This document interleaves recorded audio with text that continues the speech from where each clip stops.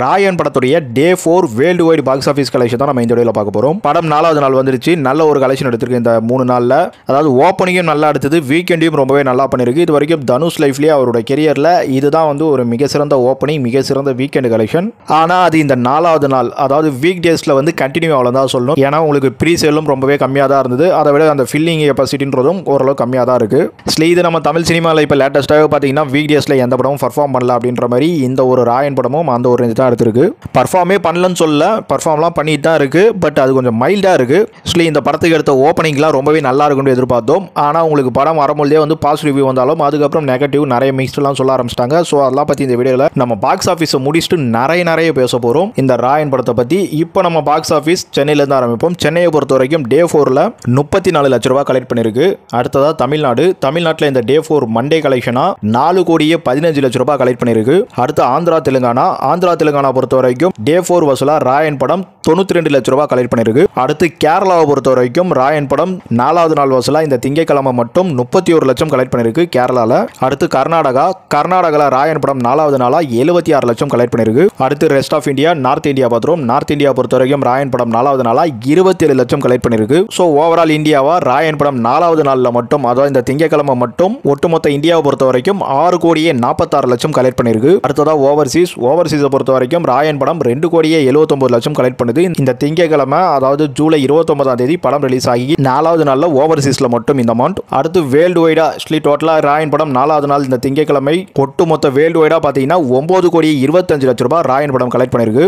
இது இந்த 4வது நாள் திங்கட்கிழமை கலெக்ஷன் மட்டும் தான். இப்போ நேற்றுலாம் பார்த்தீங்கன்னா நம்ம 3 நாள் கலெக்ஷன் சேர்த்து வச்சு பேசியிருப்போம். ஸோ அதெல்லாம் நம்ம 5th டே இல்லை 100 crore இந்த மாதிரிலாம் வந்ததுக்கப்புறம் பார்ப்போம். இப்போ நான் என்னோட ரெஃபரன்ஸ் படி ராயன் படம் 4வது நாளில் மட்டும் எவ்வளோ கலெக்ட் பண்ணிருக்கோன்றதை பேசியிருக்கேன். அப்புறம் பொதுவாக நம்ம பாக்ஸ் ஆஃபீஸ் போட்டாலே வட சுட வந்துட்டுன்ற மாதிரி நிறைய கமெண்ட்ஸ் வரும். இப்போ பார்த்துருப்பீங்க 75 crore போஸ்டர் கம்பெனி சைட்லேருந்து வந்திருக்கும். நான் நேற்றே சொல்லியிருப்பேன் நம்ம கவுண்ட் படியே 70 crore வருது, ஆனால் 65 வந்துடும். அது இல்லாமல் கரெக்டாக ஆணி அடித்த மாதிரி 75 கோடி வரும் கம்பெனி சைட்லேருந்தே விடுவாங்க 3 நாளைக்கு அப்படின்னு சொல்லி கிளியராக சொல்லியிருப்பேன். ஸோ எனக்கு தெரிஞ்சு இவ்வளோ அக்யூரேட்டாக எந்த யூடியூபர் சொல்லியிருப்பாங்கன்னு தெரியல. எனிவே அது நடந்துருச்சு. பாக்ஸ் ஆஃபீஸ்ன்றது நிறைய பேர்கிட்ட இருந்து கலெக்ட் பண்ணி வருதுங்க. கொஞ்சம் நஞ்சம் முன்ன பின்ன இருக்கிறது தான். நம்ம ஃபேன்ஸை குதூகலப்படுத்தவும், அப்புறம் வீடியோ ட்ரெண்ட் ஆகும், நிறைய அமௌண்ட் போட்டு மாதிரிலாம் நிறைய விஷயம் பண்ணியிருப்போம். பட் இந்த ராயனுக்குலாம் ரொம்பவே ரெஃபர் பண்ணிட்டு இருக்கோம். இதுக்கப்புறம் நம்ம ராயன் படத்தை பற்றி படம் ரிலீஸ் ஆன ஒரு 3 நாள் அப்படியே ஓடிடுச்சு. படத்தை பற்றி நிறைய விஷயம் பேசணும்னு நினச்சோம். ஸோ அதில் முதல் விஷயமா ராயன் படம் பாசிட்டிவ் ரிவ்யூ, கண்டிப்பாக பாசிட்டிவ் ரிவ்யூ தாங்க. அது ஃபர்ஸ்ட் அப் வரைக்கும் தான். அதுக்கப்புறம் செகண்ட் அப் ஆரம்பிக்கும் போது நல்லா வரும்னு பார்த்தா நல்லா வருது.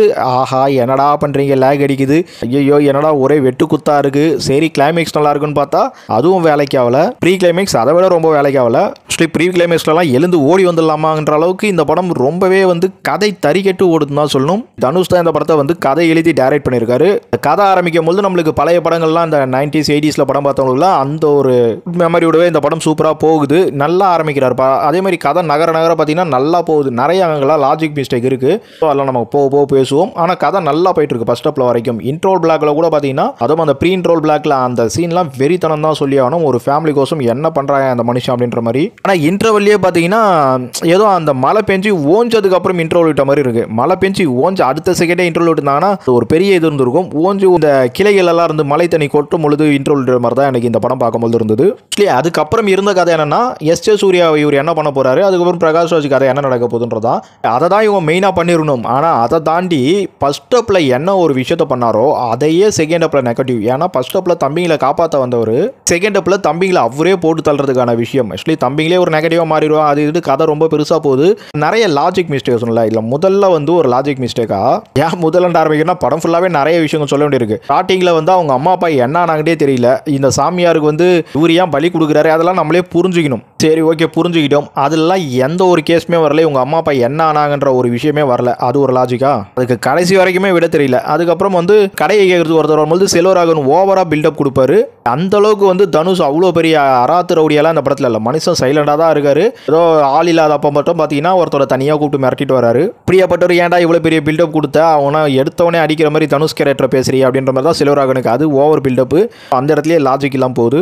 ஆக்சுவலி இத்தனைக்கும் ஒரு ஃபுட் சென்டர் தான், அதுக்கு ஏயா இவ்வளோ பெரிய பஞ்சாயத்துன்ற மாதிரி தான். சரி ஓகே, இது லோ கிளாஸ் பீப்புள், அந்த சார்ந்த மக்கள், அவங்களுக்கு அதுவே ஒரு பெரிய விஷயம் தான். ஆனாலும் அந்த கடையை கேட்டதுக்கு அவர் இவ்வளோ கோவம் வரும் செல்வராகவன் கொடுத்த பில்டப்புக்குலாம் வந்து ஆக்சுவலி பில்டப் கோசமே எழுதின ஒரு சீன் தாங்க. ஏன்னா அந்த கடைக்கு மேலே அவருக்கு என்ன அவ்வளோ அஃபெக்ஷன் அப்படின்றத வந்து சீன்ஸ் எதுவுமே வைக்கல அவங்க. அதை தாண்டி அந்த கடையை வந்து தங்கச்சி கல்யாணத்துக்கோசமும் கொடுத்துறாரு. அதுக்கு பெருசாக ஃபீல் பண்ணுற மாதிரி நம்ம தனுஷ்லாம் செம ஆக்டர், ஒரு ஆக்டிங் ஆகும் இல்லை ரைட்டிங் ஆகும் வந்து அந்த இடத்துல டைலாக்லாம் கிடையாது. டைலாக் நிறைய படத்தில் நல்லா இருக்கு, பட் இந்த இடத்துல அவருக்கு அந்த கடமையில் இருந்த அஃபெக்ஷன் அந்த மாதிரி சில விஷயங்கள்லாம் நிறைய பேசல. அவருக்கு ஒரு வாழ்வாதாரமாக இருக்கு. இன்னொன்று வந்து அது என்னவோ பெரிய வந்து லட்சத்தில் பொருள்ற கடை மாதிரி, அதை ஒருத்தர் கேட்ட வந்து அது பிரச்சனை. சரி ஓகே, அது இந்த மாதிரியான இடத்துலலாம் அதெல்லாம் நடக்கிறது தான். இனிமேல் சீன்ஸாக கடந்து போகுது. இதெல்லாம் வந்து ஒரு ஸ்ட்ராங்கான ரைட்டிங் மாதிரி தெரியலன்னு சொல்ல வரேன். இந்த டைமில் போலீஸ் ஸ்டேஷன்லாம் போயிட்டு வரும்பொழுது இவர் வந்து ஒரு 10 வருஷம் முன்னாடி ஏதோ ஒன்று பண்ணிட்டாருன்ற மாதிரி சொல்கிறான். அது ஏதாச்சும் ஃபியூச்சரில் வரும் போல இருக்கு, ஃப்ளாஷ்பேக் மாதிரி காட்டுவாங்க போல இருக்குன்னு பார்த்தா இவர் என்ன பண்ணாருன்ற அந்த ஒரு விஷயத்தையே அவங்க அவுக்கல. அதுக்கப்புறம் 2 தம்பியை தங்கச்சியை கூப்பிட்டு வந்ததில் ஒரு தம்பி வீணா போயிட்டு இருக்காரு. அவர் எப்படி வீணா போக விட்டாரு?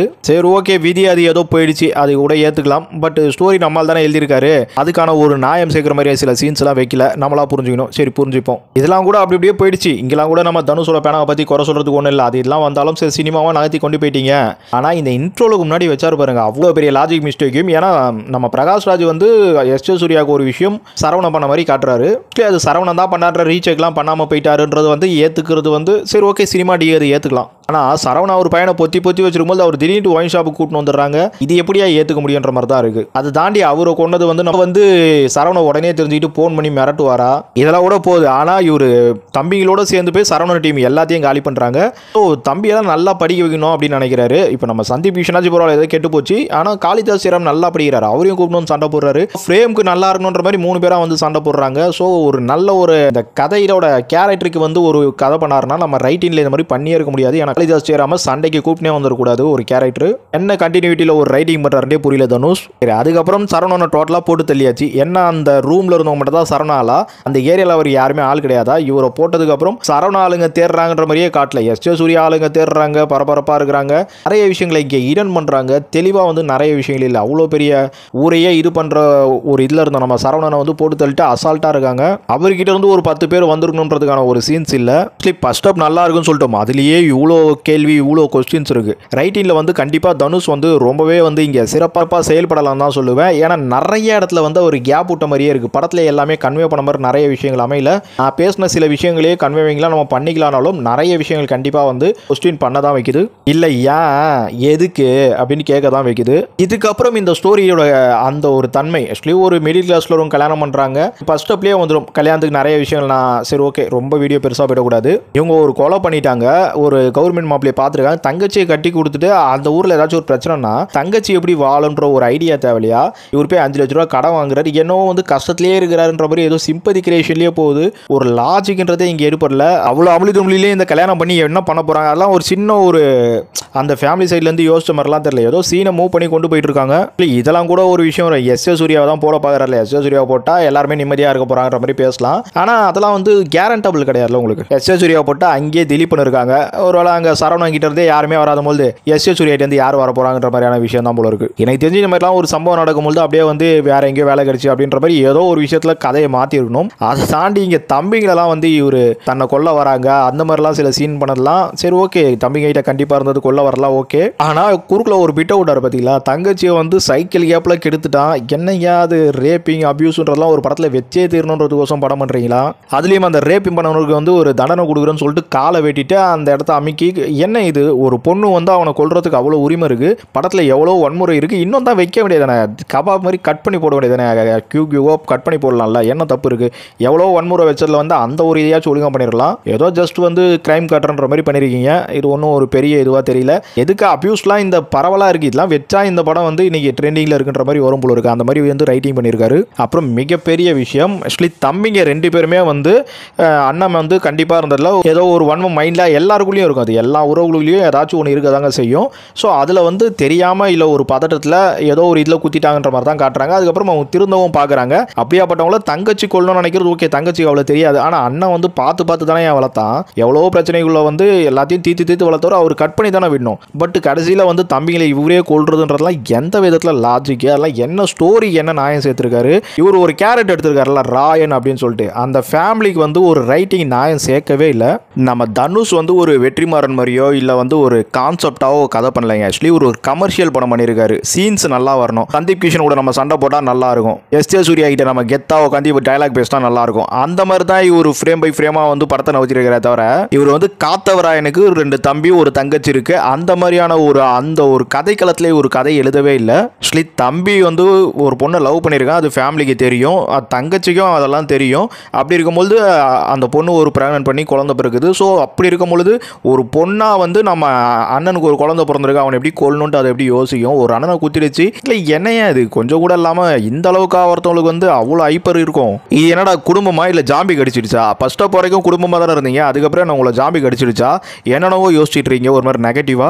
இல்லை வர படம் எடுத்து ஊருக்குள்ளே விட்டு எவனாச்சும் மூளை விளாதவன் பார்த்துட்டு இதையே வந்து இதுவாக நடிச்சு என் தம்பி ஒரு விஷயம் பண்ணிட்டான், அவன் துரோகம் பண்ணிட்டான்னு நினச்சா அவனுக்கு சான்ஸே தராமல் போய் கொலை பண்ணுறதுக்கு. ஆக்சுவலி இந்த கதைலாமே பார்த்தீங்கன்னா படிக்காதவன் தர்மதுரை இதெல்லாம் இருந்து வரது தான். அந்த காலத்தெல்லாம் வந்து ஒரு கதை வந்துன்னா அதில் தம்பிங்களை திருத்தணும், அவங்களுக்குள்ள இருக்க தப்பு இந்த மாதிரிலாம் வந்து சொல்லி வளர்க்கும் போதே சொசைட்டி ஒழுங்கா இல்லை. நீங்கள் இந்த மாதிரிலாம் சொன்னீங்கன்னா ஊரு போட்டுறா. பிரகாஷ்ராஜ் வேற இல்லை ஆடியோ லான்ச்சில் பேசுறாரு, மெசேஜ் வேணும்னா வாட்ஸ்அப்லேயோ மெசேஜ்லேயே வாங்க, நான் உங்களுக்கு மெசேஜ் பண்ணுறேன், படத்தில் கேட்காதீங்கன்றாரு. ஆக்சுவலி இவரெல்லாம் பிஜேபியை வந்து எதிர்த்துட்டு இருக்காரு. நீலாம் வந்து பண்ணுற வேலையிலேயே சுத்தமாக இல்லை, ஏதோ வந்து சொசைட்டி கேட்டால் எங்களுக்கு நான் வந்தது அந்த மனுஷன் ஆட்சியில் இருந்து கெடுக்கிறானா, நீ சினிமாவில் இருந்து கெடுக்கிற, அவ்வளோதான் வித்தியாசம். ஸ்ரீ பிரகாஷ்ராஜ் ஒரு டைமில் வந்து பார்த்தீங்கன்னா நல்ல நல்ல படங்கள்லாம் ப்ரொடியூஸ் பண்ணார், அவருக்கு ஆட்ஸ்அப் கொடுக்க முடியாது. ஆனால் இந்த மாதிரி ஒரு கதைக்கு தனுஷ் கோசம் முட்டு கொடுத்துட்டு வந்தார் பார்த்தீங்களா. இதுக்கெல்லாம் வந்து முக்குசத்தில் வச்சு மூக்கிலேயே குத்துன்னு குத்தணும். ஆக்சுவலியாக ஒரு வயசில் பெரியவர் தான், இருந்தாலும் வந்து சொசைட்டியை கெடுக்கிற மாதிரியான ஒரு கான்செப்ட், மக்களுக்கு வந்து ஒரு வன்முறையை தூண்டுற மாதிரியான ஒரு படத்துக்கான கதையெல்லாம் இருக்கும் பொழுது அதை நியாயமாக பேசுகிறவங்கள அந்த மாதிரி பண்ணுறது தப்பு இருக்காதுங்க. ஏதோ பேனா கிடச்சிச்சு அதில் இங்க் இருக்குது அப்படின்றதுக்கோசம் இப்போ ட்ரெண்டிங்கில் என்ன மாதிரிலாம் விஷயங்கள் டாப்பில் இருக்கோ அது மாதிரிலாம் வச்சு சீன்ஸை பிரம்மாண்டமாக காட்டுறேன், சில ட்விஸ்ட்டாக காட்டுறேன், அந்த மாதிரிலாம் நிறைய விஷயங்களை வந்து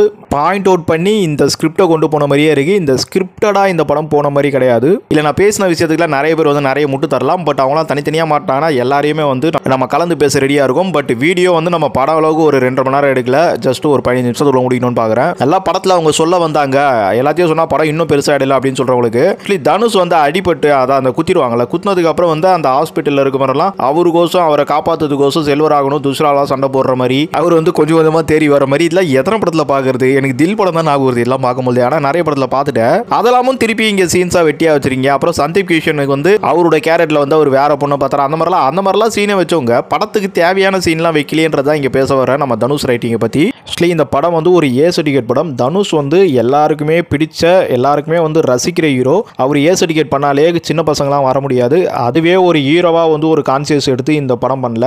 தாண்டி படத்தில் 1008 வெட்டு குத்து இதெல்லாம் வந்து நார்மலாக வந்து யங்ஸ்டர்லாம் பார்த்தா என்ன பண்ணுவாங்க, இதெல்லாமே பெரிய பஞ்சாயத்துனா அதை தாண்டி வந்து ஒரு சின்ன தப்பு பண்ணுறவங்கள இல்லை ஒரு பதட்டத்துலையோ இல்லை ஒரு பயத்துலையோ தப்பு பண்ணி மன்னிப்பு கேட்க வந்த தம்பிங்களை கொள்றதுன்றதுலாம் வந்து சொசைட்டியில் என்ன மாதிரி யங்ஸ்டர் வந்து படம் பார்க்கும்போது அவங்க மைண்டில் போய் விதைக்குன்னு தெரியல. ஆக்சுவலி இதெல்லாம் வந்து சொசைட்டிக்கு தேவையில்லாத ஒரு ஆணி தாங்க சொல்லுவேன். மனுஷன் டைரக்ஷனாக நல்லா பண்ணியிருக்காரு, ரைட்டிங்காக நிறைய விஷயங்கள் நல்லா பண்ணியிருக்காரு, ஆனால் ரைட்டிங் அவரால் ஃபில் பண்ண முடியல கரெக்டாக. இன்னும் இது நிறைய படம் பார்த்த மாதிரி தான் இருக்குது. ஆக்சுவலி இந்த படமே வந்து பார்த்தீங்கன்னா உங்களுக்கு படிக்காதவனில் வர அந்த காளிதாஸ் ஸ்ரீராம் வந்து கடைசி தம்பி அந்த கேரக்டர், அப்புறம் தர்மதுரையில் வர மாதிரி 2 தம்பி கேரக்டர், தலைநகரத்தில் வர போலீஸ் கேரக்டர் மாதிரி பிரகாஷ்ராஜ், சரவண கேரக்டர் ஒரு படத்தில் வந்த மாதிரி, எஸ்.ஜே. சூர்யா கேரக்டர் ஒரு படத்தில் வந்த மாதிரி, துஷ்ரான்றது ஆக்சுவலி ஒரு அண்ணன் தங்கச்சி பாசம், இந்த மாதிரி வந்து நிறைய மிக்ஸ்டாப்பா படம் தான் இந்த ராயன். இது எல்லாம் தமிழ் சினிமாவுக்கும் வர வேண்டிய ஒரு விஷயம் தான். ஆனாலும் தனுஷ் இங்கே பெருசாக வெட்டி மூரிஸ்டார் அப்படின்னு சொல்கிற அளவுக்கு இந்த படம் ஆகா கொண்டு இல்லை. பட் கண்டிப்பாக தனுஷோட ஒரு ரேஞ்சுக்கு வந்து இன்னும் ரொம்ப ரொம்ப பெட்டராக பண்ணியிருக்கணும். ஆனால் இந்த படம் பெட்டராக தாங்க இருக்குது. ஆக்சுவலி என்னடா இவ்வளோ சொல்லிட்டே இந்த மாதிரி பேசுகிறீங்க கேட்டிங்கன்னா, ஏன்னா சங்கர் இந்தியன்லாம் பார்த்துருக்கோம், அவ்வளோ பெரிய மனுஷனே அப்படி வந்து அமளி துமளி பண்ணி வச்சிருக்கும்போது நம்ம தனுஷ் வந்து இந்த படத்தில் பண்ணதெல்லாம் வந்து பெருசாக குறை சொல்கிறதுக்கு ஒன்றுமே இல்லை, பாராட்டக்கூடிய விஷயங்கள் தான். பட் இன்னும் அவர் ரைட்டிங்கை வந்து சொசைட்டி கான்சியஸோட எழுதினார்னா பெருசாக பாராட்டி ஒரு மாலைலாம் போட்டு விழாலாம் எடுக்கலாம்.